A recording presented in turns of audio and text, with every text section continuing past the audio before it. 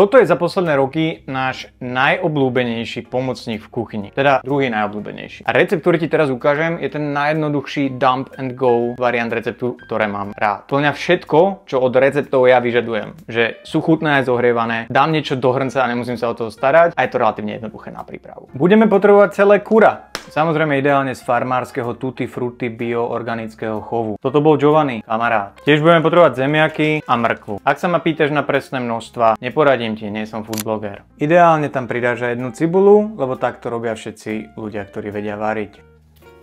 A samozrejme korenená kura, lebo nikto nemá čas jednotlivé koreniny miešať dokopy. Nakrájané zemiaky len hodíš do hrnca, mrkvu takisto a aj cibulu. Celé to rukami pomiešaš, veľmi jednoduchá záležitosť. A ideš na kura. Rozmotáme ho z tohto celibátu, aby sme ho mohli nakoreniť aj znútra. Z nejakého dôvodu som to kura položil na rovnakú dosku ako zeleninu, čo je takže ideme späť ku crockpotu, kura tam rovno vložíme a nakoreníme ho priamo tam.